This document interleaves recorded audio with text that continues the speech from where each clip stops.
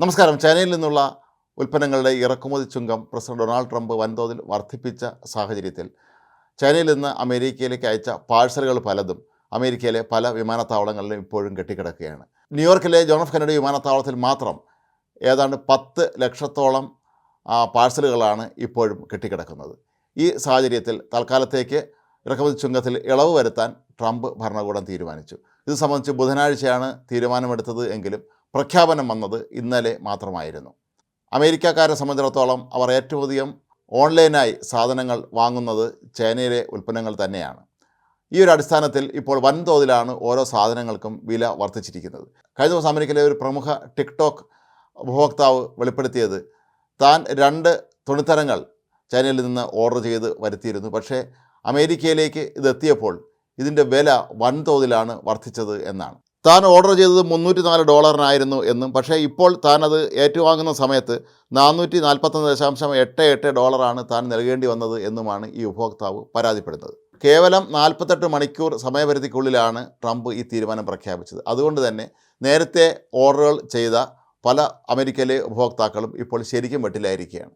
വൻതോതിലുള്ള തുക നൽകി മാത്രമേ ഇവർക്ക് ഇനി ഇത് കൈപ്പറ്റാൻ കഴിയുകയുള്ളൂ എന്നുള്ളതാണ് ഇതിൻ്റെ ഏറ്റവും വലിയ പ്രശ്നങ്ങളിലൊന്ന്. അമേരിക്കയിലെ പോസ്റ്റൽ ഡിപ്പാർട്ട്മെൻ്റ് ആകട്ടെ ഇനിയുള്ള ദിവസങ്ങളിൽ ഇത്തരത്തിലുള്ള പാഴ്സലുകൾ ഇനി മുതൽ സ്വീകരിക്കേണ്ടതില്ല എന്ന നിലപാടിലേക്ക് എത്തിയിരിക്കുന്നു. കാരണം ഇത് പോസ്റ്റ് ഓഫീസിൽ എത്തിക്കഴിഞ്ഞാൽ ഇത് ഏറ്റുവാങ്ങാൻ ഇപ്പോൾ ആരും എത്തുന്നില്ല എന്നുള്ളത് കൊണ്ട് തന്നെ ഇവയെല്ലാം എവിടെ സുരക്ഷിതമായി സൂക്ഷിക്കാൻ കഴിയും എന്നുള്ളതാണ് അവിടെ വരുന്ന ഏറ്റവും പ്രധാനപ്പെട്ട ചോദ്യങ്ങളിൽ ഒന്ന്. ചൈനയിൽ നിന്നും ഹോങ്കോങ്ങിൽ നിന്നുള്ള പാഴ്സലുകളാണ് തൽക്കാലത്തേക്ക് സ്വീകരിക്കേണ്ട എന്ന് അമേരിക്കൻ പോസ്റ്റൽ ഡിപ്പാർട്ട്മെൻറ്റ് തീരുമാനമെടുത്തിരിക്കുന്നത്. അമേരിക്കയിൽ 100 വർഷം മുമ്പ് നിലവിൽ വന്ന ഒരു നിയമം അനുസരിച്ച് $800 കുറവ് വിലയുള്ള സാധനങ്ങൾ കപ്പൽ മാർഗം ഉപഭോക്താവിന് നേരിട്ട് അയക്കുന്ന സംവിധാനത്തിലൂടെയാണെങ്കിൽ അതിന് നികുതി നൽകേണ്ടതില്ല എന്നായിരുന്നു. ഈ സംവിധാനം ഉപയോഗിച്ചാണ് ചൈനയിൽ നിന്നുള്ള കമ്പനികൾ വൻതോതിൽ ഈ സാഹചര്യം മുതലെടുത്ത് അമേരിക്കയിലെ അവരുടെ ഉപഭോക്താക്കൾക്കായി നിരവധി ഉൽപ്പന്നങ്ങൾ അയച്ചു കൊടുത്തുകൊണ്ടിരുന്നത്. ഇപ്പോൾ ഓൺലൈനായും സാധനങ്ങൾ ആളുകൾ ബുക്ക് ചെയ്തതോടുകൂടി ഇതിൻ്റെ തോത് വീണ്ടും വർദ്ധിക്കുന്ന അവസ്ഥയിലേക്ക് കാര്യങ്ങൾ കൊണ്ടുവന്ന് എത്തിച്ചിരുന്നു. അപ്പോൾ ഇത്തരത്തിൽ ഡൊണാൾഡ് ട്രംപ് ഒരു തീരുമാനം പെട്ടെന്ന് പ്രഖ്യാപിക്കുമ്പോൾ ബുക്ക് ചെയ്ത ആളുകൾ കൂടുതൽ പണം നൽകേണ്ടി വരും എന്നുള്ളത് കൊണ്ട് തന്നെ പലരും ഇപ്പോൾ സ്വീകരിക്കാൻ വിസമ്മതിക്കുന്നു എന്നുള്ളത് അമേരിക്കയെ സംബന്ധിച്ചിടത്തോളം ചൈനയെ സംബന്ധിച്ചൊക്കെ തന്നെ വലിയ തോതിലുള്ള പ്രതിസന്ധി തന്നെയാണ് സൃഷ്ടിച്ചിരിക്കുന്നത്.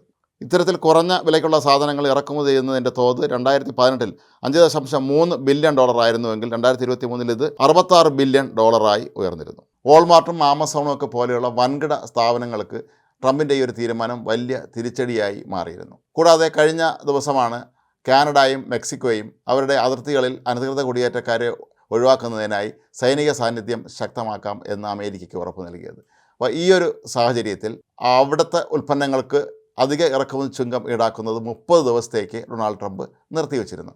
അതുപോലെ തന്നെയാണ് ഇപ്പോൾ ചൈനയുടെ കാര്യത്തിലും ഒരു അന്തിമ തീരുമാനം ഉണ്ടാകുന്നവരെ തൽക്കാലത്തേക്ക് ഈ ഒരു അധിക ചുങ്കം വർദ്ധിപ്പിച്ചത് നിർത്തിവെക്കാൻ അമേരിക്ക നിർബന്ധിതമാവുകയായിരുന്നു. മാത്രമല്ല ചൈനയിൽ നിന്ന് ഇലക്ട്രോണിക് ഉൽപ്പന്നങ്ങൾ ഉൾപ്പെടെ നിരവധി സാധനങ്ങളാണ് അമേരിക്കയിലേക്ക് ഇറക്കുമതി ചെയ്യുന്നത്.